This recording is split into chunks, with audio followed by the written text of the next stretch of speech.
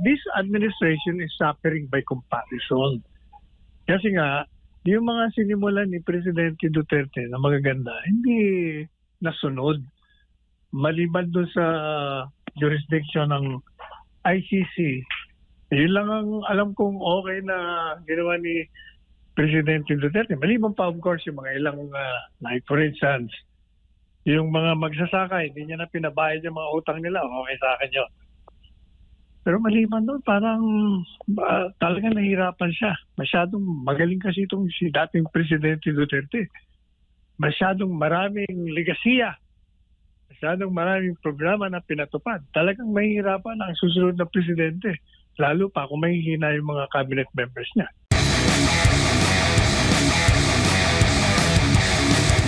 Basahin ko lamang itong column ni dating Senador Kit Tatad sa Manila Times na tiyak na makakarelate po ang taong bayan. Ang pamagat po nito ay Planning for the End of Term. Basahin ko lamang po ang ilang bahagi sa kanyang column. As President Ferdinand Marcos Jr. begins the second half of his term, he needs to aim a little higher and achieve something much more permanent and meaningful.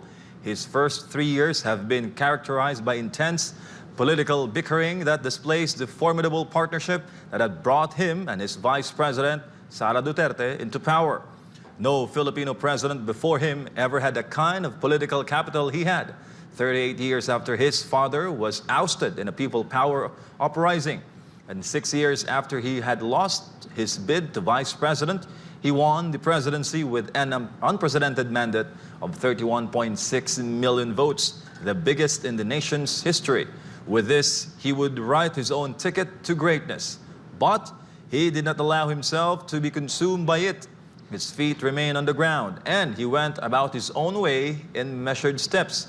Indeed, he could have done much better.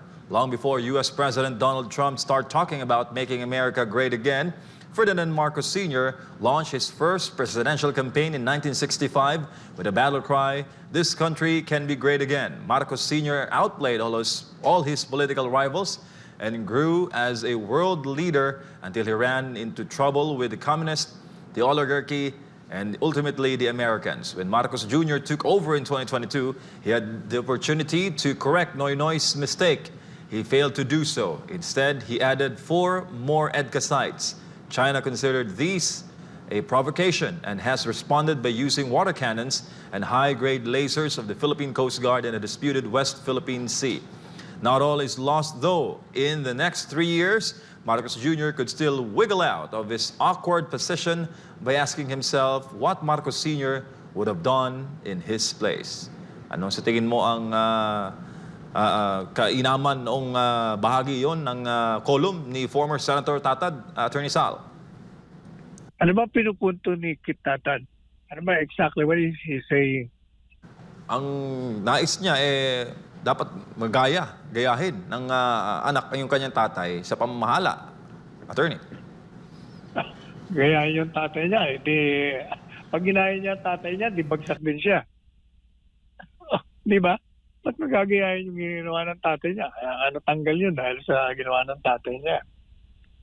At dapat daw, in the next 3 years, Attorney Sal, dapat magkaroon daw siya ng mga resulta para makaalpas daw siya sa kanyang awkward position ngayon sa pamamahala. Paano magkakaroon ng magandang resulta kung hindi niya naman ginagawa yung dapat niyang gawin? Yung sinasabi niya na he should aim higher. In the first place, he has not aimed any new venture. Meron siyang mga, gaya ng mga sinabi ko na nakaraan, meron siyang mga tinuloy. Like yung foreign policy na walang jurisdiction na ICC. Okay yun. Ano pa? Maliban doon, parang wala na yata akong makita. Yung infrastructure, hindi niya naman tinuloy.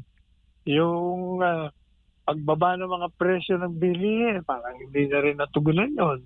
Yung kriminalidad, yung illegal na droga na pagkalat, mukhang nagbabalikan. Parang nahihirapan. Alam mo kasi, ang problema sa totoo lang, ang problema kay Presidente Marcos Jr., mahihina yung mga nakuha niya. Ilan lang ang mga okay na mga miyembro ng kabinete, gaya ni Conrad Estrella, ni Franco, Christine, sino pa? Si Acusar, Jerry, si Rex Gatchalian. Ilan lang yung mga mahuhusay na ako niya. Kaya nahihirapan talaga siya eh. Kahit anong gawin niya, alam mo. You are only as good as the cabinet members you appointed. Kahit anong galing mo, tandaan mo na yung mga cabinet members mo ang nagpapatupad ng mga plano di programa mo. Eh kung maganda nga plano mo, yung mga bata mo naman kung hindi naman ginagawa yung dapat nilang gawin, di bagsak. Yan ang problema.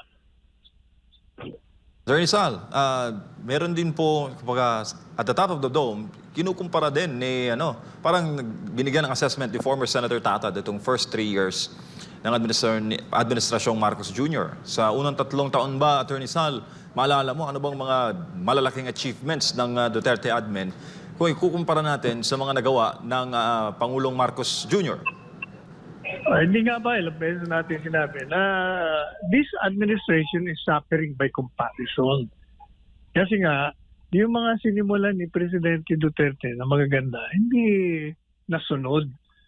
Maliban doon sa jurisdiction ng ICC, yun lang ang alam kong okay na ginawa ni Presidente Duterte. Maliban pa, of course, yung mga ilang, like for instance, yung mga magsasaka, hindi niya na pinabayad yung mga utang nila, okay sa akin yun. Pero maliban doon, parang talagang nahihirapan siya. Masyadong magaling kasi itong si dating Presidente Duterte. Masyadong maraming legasiya. Masyadong maraming programa na pinatupad. Talagang mahihirapan ang susunod na Presidente. Lalo pa kung mahihina yung mga cabinet members niya. Balikan ko lang, Attorney Sal, 2016 to 2019, unang 3 taon administrasyong Duterte, number 1 sa kanyang mga nagawa ay ang anti-drug campaign, war on drugs. Malaking epekto ito, lalo na sa security. Libu-libong drug personalities ang sumuko. Bumuo rin siya ng mega rehab centers para sa drug dependence. Sa infrastructure development naman, Attorney Sal, matindi ang resulta ng Build program. Malalaking proyekto ang natapos sa unang 3 taon. Metro Manila Subway, SLEX Connector Road, Cebu-Mactan Bridge at iba pa. Yung sa ekonomiya, Attorney, tax reform law, yung train law, peace and order, pinalakas niya ang AFP at PNP sa ilalim ng modernization program. At sa unang taon niya rin, unang 3 taon, ang nangyari po yung bakbakan sa Marawi, 2017 to 2019. Matagumpay na rin niya itong nasawata.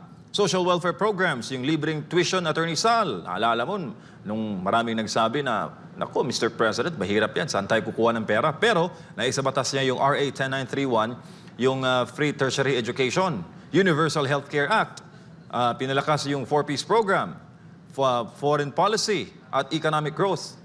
Unang 3 taon lamang ito, Attorney Sal, ng Administrasyong Duterte. Sir. Yun nga ang problema dyan Napakadami niya yung nilunsad na mahirap tapatan o higitan pa. Kaya bagsak ang sumunod na naging presidente.